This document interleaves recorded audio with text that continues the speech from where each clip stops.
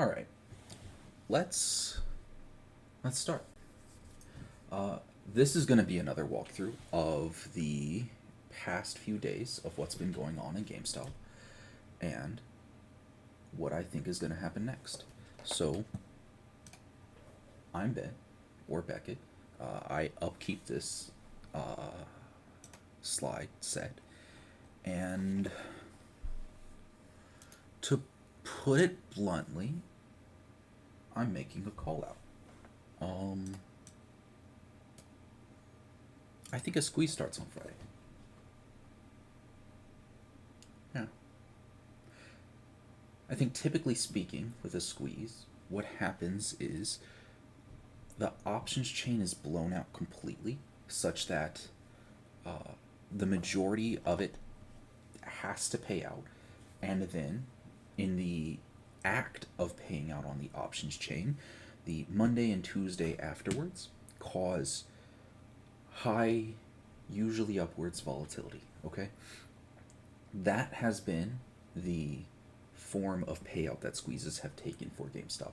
Squeezes for GameStop have not taken the form of shorts attempting to exit and getting smashed inside of being forced to close. That has not been the way that GameStop squeezes have occurred. Um, the Now I can't play the video directly, but the interview with Thomas Petterfly um, describes how the delivery of options, and I'll try to link the interview if it lets me, but on the it is on the FAQ, easily accessible right here. Um, this interview talks about how the delivery of options, when requested in shares, has a compounding strong effect on the stock because the options market is 100x what the actual trading value is. Um, and I'll be open about my own position in this before I go into why I picked up this position. But right now, I own 2,400 calls that are, I mean, they're in the money right now. As of when I'm speaking, they're in the money. Um, and I think we squeeze starting on Friday. Warrant delivery day is Friday. And more than anything else, I have completely separate models saying things that tend to coalesce. So let's start with the overall model. This model has been updated with new failure to deliver data. Um, I should walk through how this model works, give or take, okay? So in the final decision phase, we have a question. Are we in a swap or are we not? Okay? And identifying whether or not we're in a swap decides which algorithm we use for the price, okay? The algorithm for when we are in a swap time frame is just it is right. If we say yes, it should be right. 1 second. If yes, we are in a swap, then it averages together H141H. Here we go. It averages together the ETF model with the 2 times cash per share with the swap model, and then it triples and it triple average it 3 times weights that with what the max pain for the week is going to be. Okay. The idea being that you start with the cash that the company has available, um, and the value based off of the cash, the minimum value. You understand that GameStop's always going to attempt to pull down to that when you're in the swap portion of the cycle, and then you take the how can I put this? How can I put this? I'll explain the ETF model later during this video, but you are heavily weighting on the ETF creation and redemption, and then you're adding into that what the cash per share is times 2. That is as simple as it becomes. It is what the max pain is going to be, it is what the ETF creation and redemption is going to be, and it's a vague averaging of that together. That is when you are in the no that is when you are in the swap portion of this cycle. When you are in no swap portion, you take the cash, and then you also take the echo model, which is the unsettled failures to deliver on the stock. And so the settlement right here. So if I take one of these, 1 second, this is quite a lot to share or to summate. No, I do not want to do that.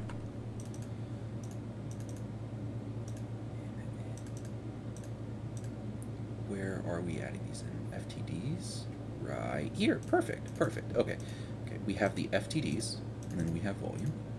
Let me just double check J24.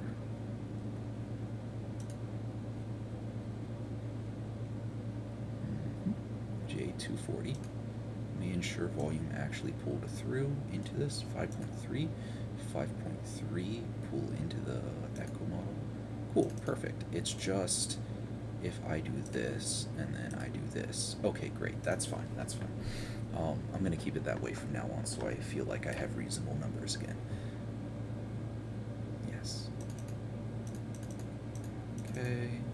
Anyways, the purpose of the echo model is to express the unsettled failures to deliver that are going to be echoed through T plus 33 delivery dates. I apologize for taking so long to get to that point, but it is an additive force where you have uncleared failures to deliver and then cleared failures to deliver. Clearing a failure to deliver typically consists of clearing volume. Clearing volume comes from a high volume of trade occurring after a string of FTDs. And so, this is an attempt to model, and this was not written by me, this was written by, I believe, Richard Newman. This is an attempt to model the uncleared failures to deliver, and then implement those into this model here. And so, all this is expressing is that we have a high quantity of uncleared failures to deliver at this very moment, okay? That took way too long to get to, and I apologize for that. I'm going to keep going regardless. Now, the ETF model tracks the creation and contraction of ETFs. And so the interesting data point that was right here, where ETFs were effectively demanded to expand, mostly in the form of, on this day it was IJH, on this day it was IJH, VTI, VXF, and VBR. Is VXF colored for a reason? No, it is not. Let's fix that. No, I would love to see what your color is, sir. Right there. No, not quite.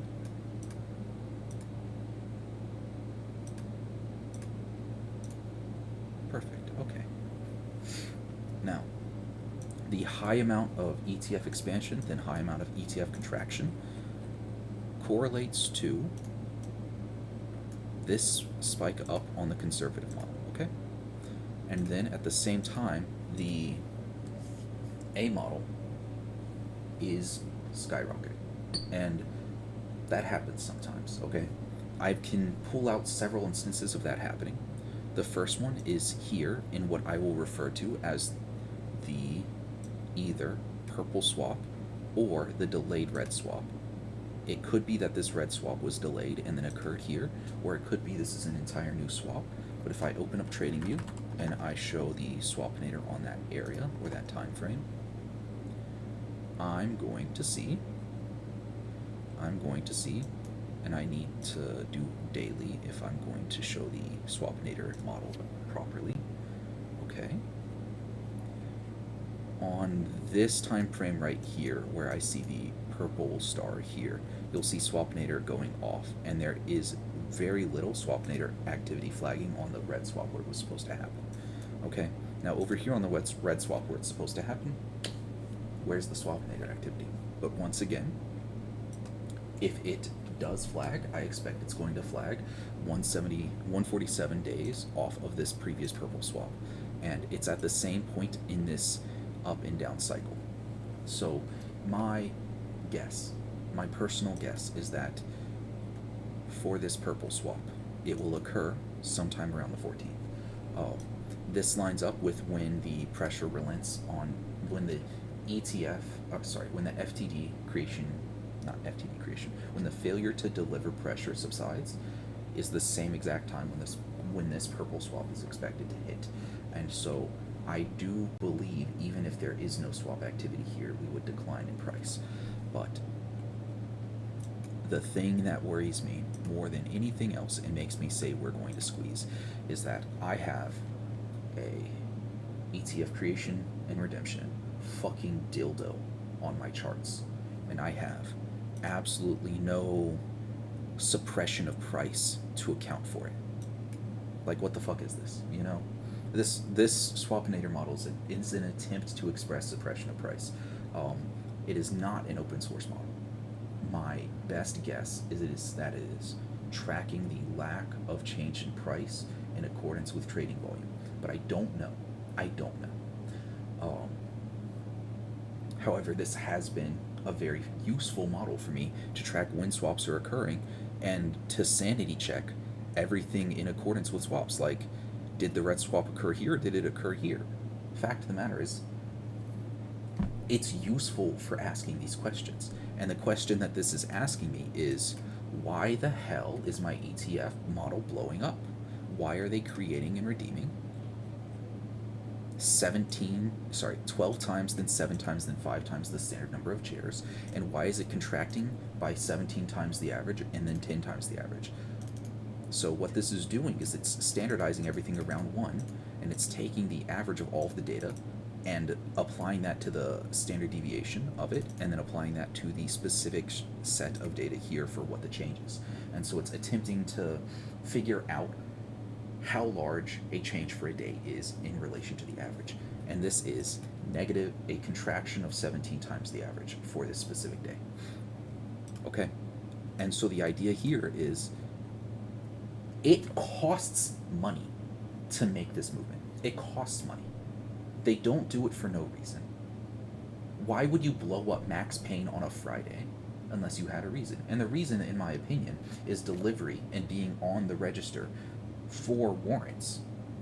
Like, as a market maker, you have the privilege of delivering on T+1, but more than likely, you can acquire shares on the day and ensure they are delivered to you on that day. And so my bet is that this record holder event is going to blow Max Payne out of the water. And if we blow Max Payne out of the water, we're squeezing on Monday. We're squeezing on Tuesday. I don't know about Wednesday. The ETF model, what does it say about Wednesday? Monday, Tuesday, Wednesday. We're squeezing on Wednesday, apparently. But that's not normal. That's not normal for this stock. That's not normal for this iteration. And then you look over at Twitter. What is corporate saying? What is corporate saying in how corporate speaks in these areas? They speak in tongues, they speak in memes, they are not allowed to express over a certain amount. And that's fine. What are they doing? Right? Let's just scroll through their Twitter. Oh, there's a penis joke. Oh, there's a retweet of a April 2021 tweet from Roaring Kitty. Great. Oh, there's a reference to, there is a duck. Sorry, I will show this. Duck market. That's literal. My bad.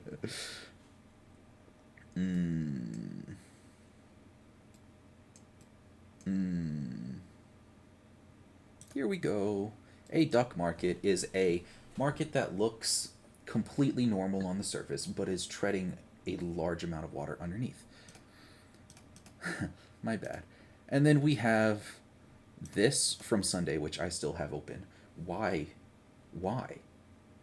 would that ever be a even seemingly surface level reasonable idea unless you're making a call out, unless you're making a prediction? Why would you be retweeting shit from 2021? Why would you be posting penis? And I don't think it's been expressed, but there is a recurring theme where a penis or a phallic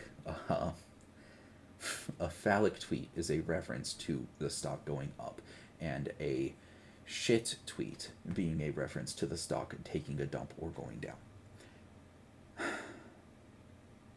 Oh well. But sure. It's completely reasonable that corporate is like going silly mode.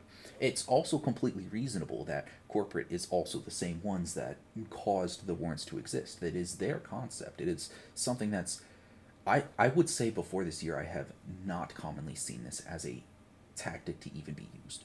Um, that's fine. That's all fine, right? Uh, but I don't have an explanation for the quantity of failures to deliver that have not been settled on. At the same time as this is the end of this of a portion of the swap cycle, all of this is due in this time frame to either be rolled or settled, and it's okay if you do either one. It is completely okay to roll or settle them. And I just so happen to also have a fucking dildo in my charts. Like, fine, whatever. But you bet your ass I'm positioning accordingly, right? So my own position is deep in the money calls, and a lot of them. Now they expire on Friday.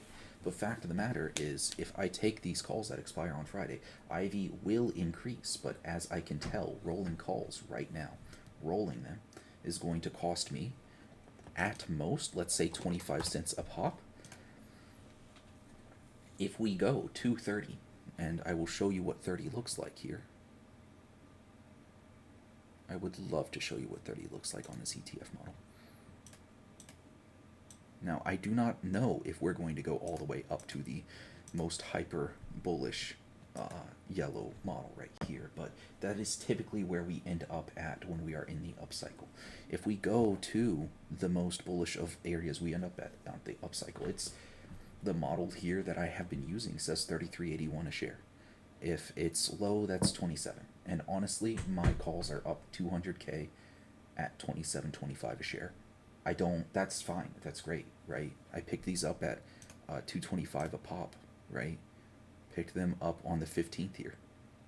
Yep.